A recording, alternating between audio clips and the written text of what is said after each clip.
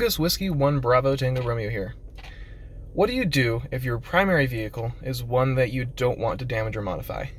Maybe you plan on reselling it, or maybe you're new to the hobby and you're just not sure how much work you want to really put into it that's going to be permanent.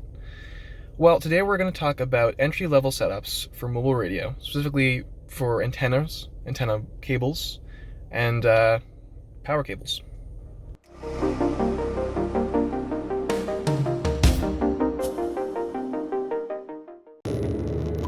The car is a great place for operators to start with their radio hobby. Cheaper power supplies are usually mobile units, which require power supplies to power inside the home, and this adds more cost and complexity to the setup. However, installing anything in the vehicle comes with trade-offs. Radios require power, and they require antennas to be mounted in the exterior of the vehicle. Well, I mean, in some cases you can put them on the inside, but it's not going to perform very well. And in doing these installs professionally without actually hiring a professional or without spending a bunch of money can be hard, and even if you do it right, it can still deteriorate the value of your vehicle if you ever want to resell it. So today we're going to look at some ways that you can easily install some antennas, some radio, and the power for it without doing anything permanently damaging to the car and without making any serious compromises or challenges to the longevity of your radio. Let's start off with power. Ideally, you'll want to hook up your radio's power directly to your car battery. This means you'll have the most options as far as how much power you put out, and it will reduce the amount of interference with the radio and with other equipment within your vehicle. Now, some radios actually let you plug directly into your car's cigarette lighter ports, your classic 12-volt ports. They're pretty simple. You just plug them in and boom, you have power. Using your cigarette lighter port comes with possible upsides and downsides. One downside is that it can interfere with the electronics inside of your car. When I was first getting into radio, I had a CB radio I'd use that I plugged into the cigarette port. And whenever I transmitted, and mind you, this was only 5 watts of power because that's the maximum that CB could use. Whenever I transmitted, every piece of electronics in my car would kind of go a little bit nutty. My favorite side effect is that the volume on the radio would turn up or down, which was not a lot of fun when I'm trying to talk on the radio and all of a sudden I have some Radiohead songs blasting on max volume. But it's easier to isolate it from the rest of the car if it's not going through the same wires, the same fuse, the same everything as the unit for the radio or for the lights, that type of thing. Now, a well-designed radio shouldn't have any backfeed of power, but let's face it, if you're watching this video, you're probably just getting into it, you're probably on a budget. You might not be using radios that have the best isolation from the output of their own input. But that aside, there's also some other things you've got to consider. A possible downside, or upside, depending on your case, is that if you're plugging it into the cigarette lighter port, it's likely that when you turn off your car, power to those ports will be turned off as well. This means you can't use your radio when you are just chilling out in the parking lot and don't want to be using gas just to have a conversation and rag shoot with someone that's on the rig. But it also means that you won't have to worry about killing your battery if you leave it on and leave it in there. There are times where I will, for instance, if I'm in kind of an iffy area and I don't have time to take off my whole radio or whatever, I'll actually leave it on the police channel and just have it kind of chatting in the background. That way it's just an extra layer of deterrent for someone, and it doesn't use much power because I'm not transmitting. It depends on your use case, depends on where you live, depends on what you use it for, depends on what temperature you're around. But yeah, just those are some things to consider. You're limited to power, you could blow a fuse. You're limited to how much RFI the car can handle because it's going to be blasting it back into the rest of the car, and you are limited for when the radio is on. Just some things to consider. But let's say that using one of those cigarette ports isn't your best option. How do you get the power from here to there? Well, in my case, to there. Well, there's a few different ways you can do that. Many cars have what's called a grommet hole. This is how the power gets from the battery to the other parts in your car. It'll run through what's called the firewall, which is this back piece that separates the engine from the main cabin. Now, this firewall is something you don't want to drill through without taking much caution because you can hit something important. You can cut some fuel lines even. You could do all sorts of stuff. It should be well labeled, but in some cases it's not. But your car might have preset areas that's just for doing that. This right here is a grommet, actually. This one didn't go where I actually wanted it to go to get into my car and be useful, but that's exactly what you're looking for right there.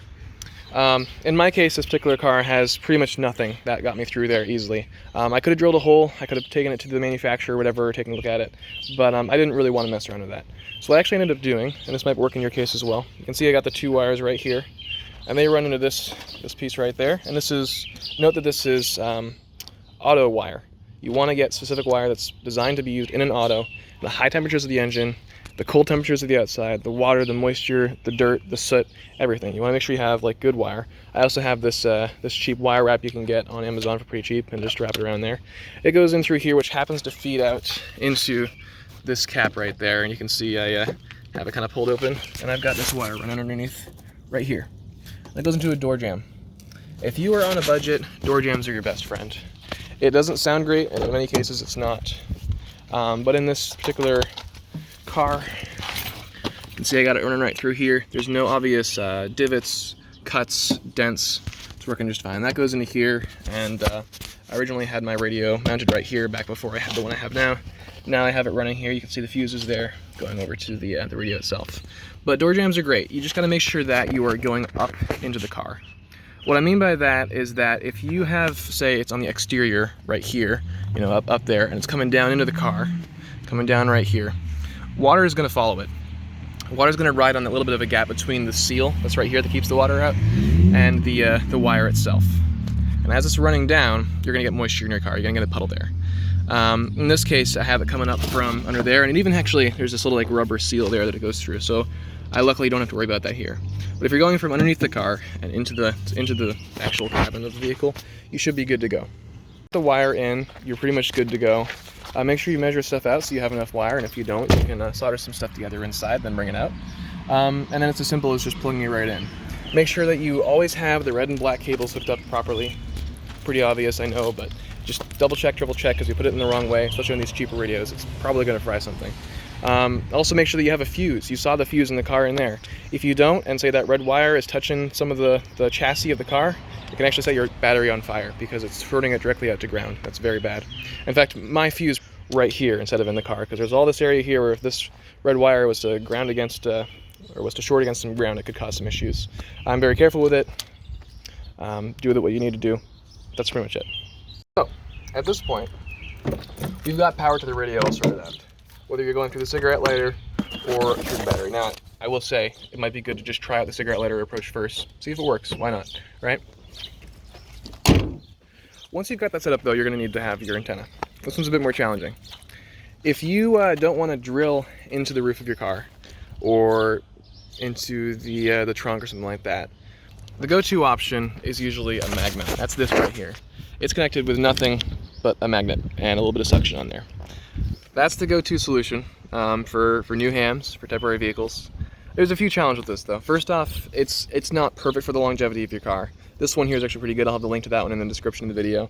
But a lot of them don't have good seals, or they'll have some metal on the bottom that's exposed. This one has that issue there where it can scratch your car, can cause rust. It can cause more damage than actually having a drill hole will. For temporary solutions, you know, less than a year or so, it's totally fine. And if you get a good one, it can last you longer. But here's the second issue. You got the cable right here, right?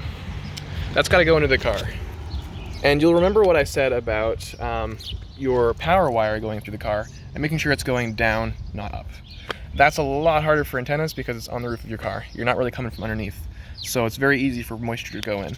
However, there's actually a pretty great solution.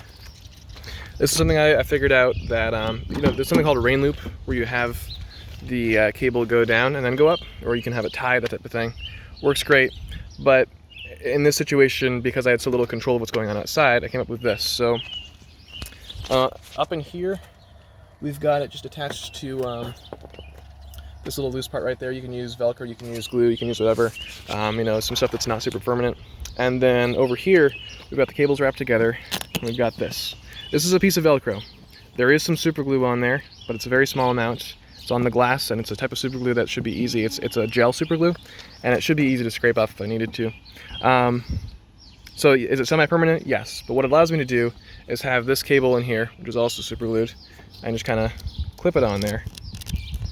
And as you can see, it's forcing it to go upwards into the car. I had it running just straight into my car before, and I would even have it, you know, up by hand. But the issue is, you know, someone would be putting groceries in my car, open it, close it, it's down again. And there was one summer there where my car was just permanently damp. This seat right here, you couldn't sit into it because a rainstorm would come through and it would be wet for like a week or so. So this is a great option for that. You know, it just takes a little bit of glue, some Velcro, The Velcro that I use, I'm going to have on the screen right now and in the description of the video. I got it at Target. It's like $5, but it's really great because it's not your classic Velcro. You'll see both sides of the kind of firm, waterproof bit. It's very strong. I think it's like 30 pounds or whatever, but it's not going to wear off or get moldy or get damaged by the water. And it just stays. It just stays. It's great. You might get some whistling on here, but I've been running this setup for about a year, and it's been working really well. You're going to want to think about how you're going to mount your radio into your car. This is really what you're going to want to decide before you choose which particular unit you're going to get. So there's a couple ways to do it. The best way to mount it is honestly to throw some screw holes in your dash and have it in there. I know it's permanent. It's causing damage. Everything about it feels wrong. I avoided it for a while as well, but here's the thing. I put it in right here on my radio when I first had it. And you can see there's two little screw holes here, which I haven't done anything with. But especially if you have a black interior, you can just sand this little bit down that's sticking out, and you can get this this gel. I have it on screen right now. And that gel can fill in the holes, kind of like a wall filler will if you've ever repaired a hole in the wall. And it doesn't cause any serious damage to the car. It isn't obvious, you know, it's underneath the dash. In this case, the reason why I haven't filled it in is because nobody's noticed it. I barely ever even notice it. I only really see it because it's there. And if you fill it in and put a little bit of black paint over it, a little bit of Sharpie, no one's going to see it, not even the dealer's going to see it. Now, there's some other things you consider, like headless units. Headless units mean that the radio control panel, right, its main screen, its main buttons, is separate from the radio. That's what this is right here. This is the control, headless control for the radio. It's got one cable that goes to it, and that allows you to do stuff like this, where I have it clipped onto my CD tray, right? You can have it all sorts of places. Make sure it's not blocking your screen, make sure it's not blocking your speedometer, make sure it's not on here, because that will kill you if you ever get in an accident and there is an airbag. You never want anything, no mic, nothing on here. And you also want to just avoid stuff like this. See where this says airbag? It's also not a great place to put it, right? In this case, you know, you'll see I've got the radio in the back right here. Hooks up to power. Power comes in from right there. All the antennas, like the GPS, the mag mount, everything, all go through here, down this lip right there, and into there.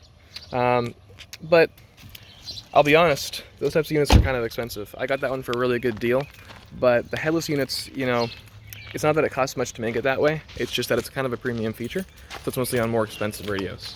So that's just something to keep in mind.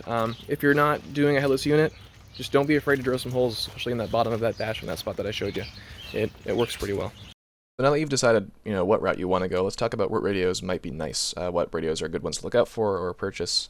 We're going to talk about some online ones that you can get, and then also some kind of insider advice for you. So this is the Anytone 778 UV. This is just an all well-round, very well-liked radio. It's reliable. It's got a nice display. It's got a bunch of settings. Note that you'll have to pretty much program this from your computer, because it's kind of hard to program from the radio directly. But if you've got a computer, you know, there's this kit right here. This is the one that I got, but this is the exact same radio, and it's got the programming cable and it's got the microphone. So I'd recommend going with something like that, where it has everything you need, and chirp is free. It's easy to set up. It directly supports this radio, and yeah, these ones are great. This is the new Vox update, and it has Vox built in and everything too. There's also from Radioddity. This is the two companies you kind of want to look out for, are Anytone and Radioddity, for budget stuff. Now, people kind of don't like Radioddity, and I understand why. Radioddity has a reputation of some of their cheaper products just not holding up well, and there's some interesting business choices as they've developed radios. But here's the thing: A, they've gotten a lot better. B, their support is really, really good in my experience. I've had radios that have had something go wrong. I had a DB25. This is the DB25D Mini, but I've had a DB25, which is a different radio. And the mic jack failed on it. It wouldn't light up the display, and it wouldn't accept any number input anymore. And I reached out to them. They worked with me on it. They eventually took back the unit, and they sent me a whole new radio, all the accessories for it, and the new antenna that came in that kit as well, which was phenomenal. You know, like that, I got more out of it than I put in, and they just, at the drop of a hat, just totally replaced the whole unit for me. So that's the thing with some of these companies. Like, if they're these cheap products, you're saving that money somewhere, right? And in the case of Radioddity, in my experience, a lot of what you're saving is kind of their testing and their general quality of some of their parts. But their support makes up for that. And as long as their support makes up for that, I feel like, it's okay to cut them a little bit of slack on that type of thing, because the feature set, like this one supports APRS, it supports DMR, and it's only 240. It's pricey, but for what it offers, it's pretty darn good. I also want to talk about if you're going 10 meters. There's a couple of radios. If you're just doing FM, this one by Anytone is pretty decent. I'll have a couple of other ones linked down below. But more on that later, because there's a reason why I'm not showing any particular models for 10 meter in there. But here is the ICOM 2730A. It's fairly similar to what I had in my vehicle that I showed you. This is one of the ones with a detachable head. Note that I called it a headless unit earlier. It's not. It's a detachable head. A headless unit would imply that it doesn't have a head, hence the name. But this is great because, like I was showing earlier, you can run the cable to the front of your car and you can have the display and just mount it, and it's super light, and have the main guts of the radio in the back, or a lot of people under the seat or in the trunk. Just note that on these particular ICOM units, the microphone has its own cable as well as the display. So you're going to want to get like an Ethernet cable and one of those like Ethernet extension things. I'll throw that in a link below as well, because you'll want to extend that cable so you can actually use it in the front, because the radio is not very useful if you can't, use it as a radio. I also wanted to show the HYS MAV11. This is kind of like that ICOM unit. It's got decent reviews. It's $100 less. It's a much older unit, much worse display, not as many features. If you're on a tight budget, it might be worth looking into. But I also wanted to show this very interesting radio. This is from an up-and-coming kind of radio company. They've done something very different here, and that's kind of disrupted the market. And I can see them doing some really interesting stuff with it, and I've seen pretty good reviews. It's not well known. Part of why I'm bringing it up is because it's not well known. But it is a totally headless unit. It has no display at all. You program it from your cell phone. It only works with Android, but it connects over Bluetooth, and it has a microphone, of course. You can also get a model that has a wireless microphone for an extra like $30 or something. But this radio allows you to use your phone for a lot of the more interesting features. Like you can use it directly for APRS, for GPS stuff. You can have multiple channels. You can also link it over cellular and have to talk to other owners of the same radio, like live, as if it's kind of like its own kind of repeater linking kind of thing. It allows you to look up stuff and directly interface with some of the programs, and they're still actively updating the app and adding new features. So it's very interesting to see what they might do with this. It even lets you connect it directly to your car's Bluetooth audio to use for have the radio stuff go through it. I wouldn't do that because I listen to music all the time, but for some people that might be great. And if you're in a car that you really don't want to mess up the display, you don't want to drill any holes at all, you don't want to have to worry about having this chunky radio somewhere, or if this might be what you have in your SO's car, your significant other, then this is a great radio for that, and it's very interesting to see what they're doing. You can just use your phone. So yeah, you can also get it cheaper on Gigaparts. Just look up the model number, and you can find it out there. I like Amazon though because of the support. But now that we talked about the radios, let's talk a little bit about antennas. First off, I promised a mag mount. I just wanted to show this real quickly. This is in the comments below. Really good mag mount. It's by HYS. It's covered in rubber, so there's no scratching off the paint of your car. I would recommend putting it on when the car is dry, because otherwise it will trap moisture in there, which can erode your paint. But if you put it on there when it's dry, in my experience, it doesn't let any moisture underneath that suction cup kind of thing there. But mostly it's the magnet that holds it on there, and I've hit over 100 on that car before when I was passing someone, and forgive me for that. But the antenna stayed solidly on there. It's got a good cable. I tested it with VHF, UHF, HF, and there was no significant loss. It handled the signal fine. So yeah, I wanted to show you guys that. This is the tri-mount. If you're doing a 10-meter radio, it might be better to have something a bit more sturdy like this one. This is not a great mount, I'm going to be honest with you, but these units can cost over $100, $200. So this one is the same experience kind of talked about with Radioddity, where there's some quality errors sometimes, where water will get in there or something, but again, it's on Amazon. They'll send you a replacement, and overall you can see it's got 4.5-star reviews because of that, because they do pretty well with it.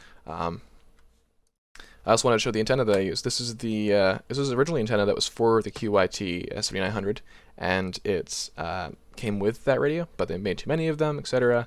But it's an all-around decent antenna. Because of that, they're selling it at a good price. They advertise it for 220 and 350 megahertz as well. It does not work on those bands. I'm sorry, it just doesn't. The SWR is above 3, so it's just not usable. But on 2 meters and 440, It's very good. I've had less than 1.5 SWR on both of those bands for my radio, and this particular listing comes with an NMO mount and a long cable, and that right there, that's like $30 usually. So it's kind of like you're getting a free antenna out of it. So especially if you're doing it on the lip of your trunk or something like that, this is a great option. Or you want to save the NMO mount for something else, because this will go right into that HYC mount I showed earlier, or this one. Actually, no, not this one. This one's only for CB antennas. I lied. But anyways, yes, that's what I wanted to talk about on there.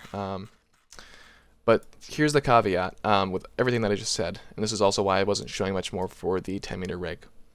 As soon as you get your license, even before you get your license, join a club.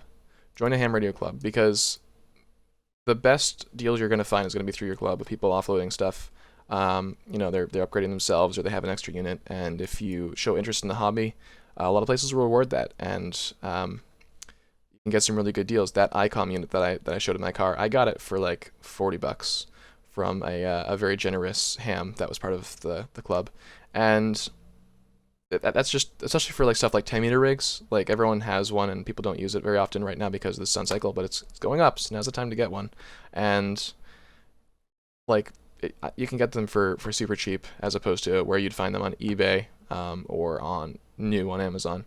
In general, eBay is just something to avoid unless you got like a particular item that you're looking for, because the prices, especially right now as of 2022, have just been a bit over the top on that type of thing. So something to keep in mind. Overall, I hope this video has been helpful, and that you can know where you're going and what you're going to do with your vehicle, how to safely and effectively kind of mount stuff on there. If you have any questions, feel free to throw a comment below. Contact me. I'm always around the WB1GO for Peter, which is on Echolink. You can always throw a call out for me on there, and I might hear it. And yeah, if you like this video, leave a like, maybe give us a subscribe. We're putting up more reviews and stuff like that, and I've been trying to just add some more content on here. We're brainstorming on some cool stuff. And if you didn't like the video, feel free to leave a dislike, tell us why in the comments, so you can help us improve. And that's about it. Thanks for watching.